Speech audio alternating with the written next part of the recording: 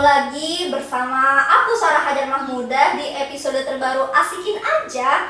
Sekarang kita kedatangan tamu istimewa, seorang komika terkenal di Indonesia, yaitu Bang Ari Kriting. Yeay!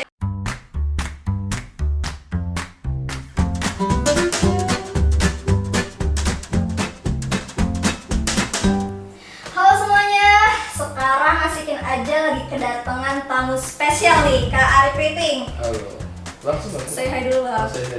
Oh, halo semuanya. Masuk nggak sih saya di kamera ini? Dadanya masuk kok. Oke, halo. Ya, nih kita ini kan dari Asikin Aja bahas tentang klarifikasi hoax nih Bang. Kita pengen tahu sebenarnya sebelumnya kan banyak banget informasi hoax yang beredar di masyarakat luas. Kira-kira menurut Abang sendiri gimana sih hoax itu Bang? Ya, menurut saya kalau menurut saya sih sekarang orang-orang menggunakan istilah hoax ya untuk bagaimana istilahnya itu menjadi modern. Modern? Ya, Gimana tuh Bang? dan menjadi terdengar sangat fantastis dan berita yang terkini. Padahal menurut saya itu ya intinya sama aja, fitnah, udah fitnah. Kalau menurut saya sih daripada menggunakan istilah hoax, saya lebih suka menggunakan istilah fitnah. Karena lebih menurut saya mendalam itu, gitu ya, iya Bang? lebih itu kayak koruptor sama maling gitu. Koruptor itu kayak terkesan keren gitu dan mereka dihukum 2 tahun setahun. Tapi kalau maling 7 tahun gitu. Jadi sebenarnya sih saya lebih suka istilah yang gampang diterima masyarakat aja tingkat kejahatannya gitu. Iya. Kalau kita bilang ke masyarakat itu ada berita hoax, masyarakat tuh menanggapinya tuh bukan dengan perasaan benci, tapi justru ingin tahu, oh hoax ini gini keren ya. Iya, iya kan iya. Jadi Iya. menurut saya sih lebih bagus kita menggunakan istilah berita fitnah. Gitu menurut saya. Oh Fitnah. iya, fitnah. Kayaknya kalau ngomong fitnah tuh dalam banget gitu ya. Iya. Kayaknya ada pengalaman pribadi nih Bang nih. Oh, Ya, iya. pengalaman pribadi. Pengalaman pribadi tentang berita hoax Nah. atau fitnah itu ya. Iya, saya pernah lah kena kan beberapa bulan terakhir kemarin itu kan situasi politik, situasi sosial budaya masyarakat, pokoknya segala lini itu lagi ibaratnya lumayan bergelombang ya. Bergelombang. Ibarat cuaca itu ya lumayan bergelombang ya. Dan kita kan ibaratnya sebagai anak muda sebenarnya mengambil bagian dari pembangunan itu kan bukan hanya kita memutuskan untuk membangun apa seperti pemerintah, tapi turut serta dalam pembangunan itu kan bisa gagasan dan ide juga. Nah, kita sebagai generasi muda itu menyebarkan gagasan dan ide kita ke publik gitu. Nah, gagasan kita itu kadang-kadang kan tidak sesuai dengan Pendapat orang masyarakat. banyak, ada ya. beberapa kelompok yang mungkin tidak sesuai dengan pendapat kita. Nah, kalau misalnya dikonter dengan pendapat yang berbeda tidak masalah. Ya. Ibaratnya gagasan dilawan dengan gagasan ya kan. Tesis antitesis lah ya Bang ya. Nah, gitu.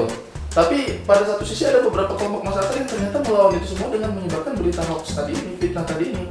Ibaratnya kredibilitas kita yang dihancurkan gitu. Pembunuhan karakter yang terjadi bukan lagi gagasan dilawan dengan gagasan, tapi ketika kita punya gagasan yang dilakukan adalah pembunuhan karakter. Menurut saya itu apa ya, kacau sekali ya seperti itu. Dan saya juga kena kemarin karena kan saya lumayan aktif ya memberikan opininya saya, menyampaikan gagasannya saya. Kemudian ada beberapa kelompok masyarakat yang minta kenapa menyebarkan berita bohong, fitnah tentang saya. Gitu. Apa tuh Bang? Bohong fitnahnya Bang? Jadi kan saya kan kadang-kadang suka berpendapat tentang keberagaman, tentang kebinekaan, bahwa kita di Indonesia ini kan multi etnis ya. Iya. Agamanya beda banyak, sukunya banyak yang beda, rasnya banyak yang beda. Dan menurut saya sih itu harusnya bukan jadi masalah, malah jadi memperkuat kita gitu kan. Dan saya mulai menyoroti beberapa agama gitu, kayak namanya agama mah harusnya kita memperlakukan sama gitu, adil gitu. Memang namanya agama beda-beda tata caranya, tapi memperlakukan orang beragama harusnya sama gitu, kita adil gitu kan. Yang datang cabut gigi Kristen, Islam atau Hindu yang kita cabut giginya bukan nyawanya ya. Iya dong, enggak dong. Iya Bang ya. Masa kalau Islam kita cabut giginya nih, yang datang agama lain kita cabut nyawanya. Padahal kan udah jadi nggak adil gitu kita sebagai manusia gitu.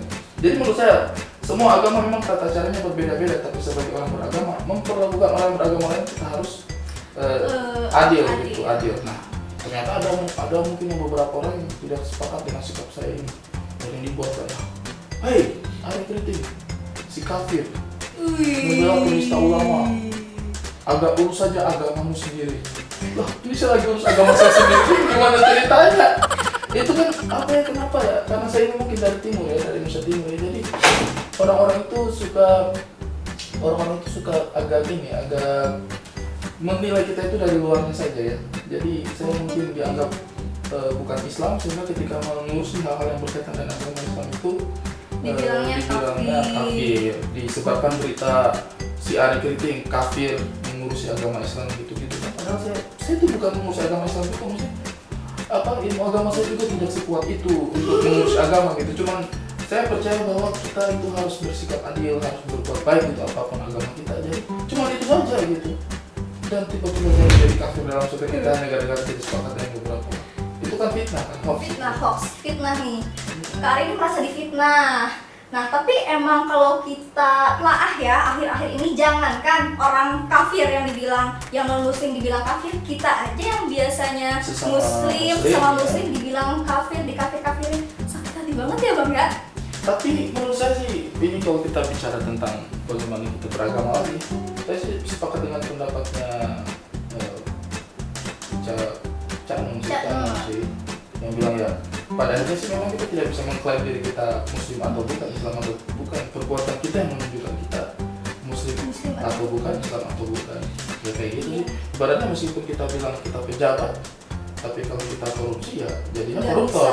Dia nggak bisa mengklaim pejabat aja gitu, yang mengklaim apa yang kita lakukan itu adalah apa yang kita kerjakan gitu. Jadi ya, kalaupun memang saya dibilang kafir ya sudah, mungkin memang di mata mereka saya kafir. Mau bagaimana? Tapi kalau misalkan ada berita seperti itu dibilang kafir, ngaruh nggak sih sebenarnya ke kehidupan Bang Ari sendiri nih? Seharusnya sih ngaruh ke kehidupan mereka ya. Kok bisa ke kehidupan mereka? Kenapa harus ngaruh ke kehidupan saya gitu ya? Kalau saya sih sebenarnya ya, selama saya tidak berusaha mencelakai orang lain, selama saya berusaha menyampaikan pesan untuk berdamaian, menurut saya mencoba melakukan yang terbaik yang saya bisa gitu untuk membuat perbaikan gitu. Kalau orang tidak suka dan kemudian saya yang dijatuhkan, yang bermasalah kan sebenarnya bukan saya, mereka gitu. Kenapa kamu tidak mau mendengar pesan-pesan damai? Iya. Kalau saya sih lebih ke situ. Jadi kalau ada pengaruhnya nggak dengan kehidupan abang? Ya beberapa teman sih menyampaikan gitu. Ri, kamu kan sekarang public figure, jagalah omongannya. Yang tersinggung kan mereka gitu. Maksudnya gini, kenapa ada orang yang tersinggung ketika kita bilang kita harus menjaga perdamaian, kita harus saling mengasihi sesama manusia. Kenapa mereka tersinggung? Kemudian setelah mereka tersinggung, saya lagi yang disalahin gitu. Teman-teman, jangan jaga omongan public figure. Terus public figure harus ngomong apa gitu? Gak usah ngomong kali ya. Kalau menurut saya sih gini, ya saya sih tidak takut untuk ambil resiko ya. Kalau menurut saya sih ketika kita diam dan kemudian konflik itu semakin memuncak, saya sih memilih untuk tidak mendiamkan hal seperti itu ya. Saya percaya sih banyak orang yang kemudian mengidentikan Islam sekarang dengan radikalisme. Ya karena orang-orang yang menyukai perdamaian banyakkan diam. Iya. Nggak mau cari masalah gitu. Yang paling berbahaya justru orang yang baik yang diam ya Bang ya. Makanya jangan diam tuh, kalau ada hoax langsung klarifikasi, bener nggak Bang? Jadi kalau misalnya waktu itu ada hoax juga beredar kan, keluarga saya juga kan merasa ini bahaya gitu untuk karirnya dia, mungkin untuk pekerjaannya dia, untuk cara pandang orang banyak kepada dia. Tapi saya pikir selama kita yakin apa yang kita lakukan itu tidak salah, ya kenapa kita harus khawatir gitu. Berarti kekhawatiran tadi kayak pekerjaan ngaruh, ada nggak sih sebenarnya ngaruh pekerjaan itu? Ada nggak sih sebenarnya ngaruh pekerjaan? Beberapa teman ngaruh ya. Beberapa teman kayak Uus mungkin kontraknya diputus, Ernest Prakasa mungkin kontraknya diputus. Kalau saya sih kebetulan kontrak saya nggak ada yang diputus sih, karena nggak ada kontrak. Ayo coba siapa yang mau kontrak, kasihan nih orangnya nggak ada kontrakan, ada kontrak. Kebetulan waktu itu saya lagi nganggur, jadi saya merasa sudahlah, tidak ada yang beresiko. Tapi memang kadang-kadang kita juga cukup menjaga hal-hal seperti itu ya, karena takutnya kan kita kerjakan bukan hanya diri kita sendiri, tapi ada orang lain yang kerja bersama-sama dengan kita. Misalnya ini saya punya pekerjaan film, kemudian karena ada banyak sorotan-sorotan yang tidak baik, dan itu karena saya membuat juga menjadi tidak adil juga sebenarnya, karena mungkin saya menjadi sulit untuk bekerja, dan ketika saya sulit bekerja, orang-orang lain yang bekerja di sekitar kita jadi kesulitan juga. Misalnya kayak hari ini kita syuting kan bukan hanya saya yang di depan kamera, iya kan, yang di belakang layar kan banyak. Misalnya saya yang di depan kamera terhambat untuk melakukan pekerjaan saya karena satu dan lain hal, berita hoax tadi ini misalnya, kasihan mereka juga. Jadi memang ada baiknya juga kita sedikit menjaga gitu. Tapi menurut saya sih harusnya yang namanya pendapat, selama kita yakin itu benar. Gak akan pernah ada orang yang setuju terus ya Bang sama kita. Iya. Tadi nih bilang tentang perdamaian, terus ada lagi tuh beberapa waktu lalu bom Kampung Melayu, bom di mana? Dibilang hoax juga sama orang-orang tuh. Dia bilang hoax juga, padahal ada yang mati beneran ya Bang? Iya. Masih dibilang hoax. Ya, saya sih sudah tidak tahu ya. Bahkan kemarin saya baru habis baca itu ada seorang yang berpredikat dokter yang dokter bang. dokter Oh, DR iya, iya. dokter D kecil R kecil itu kan tulisannya ya teman-teman. Dia menganalisa bahwa kan ada publikasi foto korbannya itu kan yang menyebar ya di sosial media. Terus dia analisa sama dia bahwa mungkin itu hoax gitu, bahwa potongan tubuhnya itu terlihat terlalu mengkilat, terbuat dari lilin, tidak ada darahnya, bla bla bla bla bla. Maksudnya ketika sampai ke predikat dokter bisa melakukan hal seperti ini, saya pikir sih ada yang salah sih dengan Agak kurang manusiawi. iya, ada ya. yang salah dengan cara pandang masyarakat kita gitu, dan itu tersebar lagi gitu dan dipercayai oleh banyak orang gitu bahwa oh iya ini mungkin hoax, ini mungkin ledakannya palsu ini, padahal kan maksudnya itu maksudnya. Ya ada, padahal ada loh, korbannya ada. Dan Indonesia ini kan luas gitu, jadi kita itu kan bukan satu kelurahan. Iya dong, Iya. kita bukan satu kelurahan, kalau ada kejadian di perempatan, kalau kita penasaran kita datang lihat aja, oh iya bener. Indonesia ini luas sehingga berita itu memang menyebarnya ya lewat tulisan, lewat gambar, lewat sosmed, hingga hoax ini cepat menyebarnya gitu. Gimana orang di Ponorogo sana mau mengecek kebenaran kejadian di Jakarta, kan nggak bisa. Terpaksa mereka percaya aja berita yang disebarkan itu, dan itu bisa memperparah keadaan sekarang ini.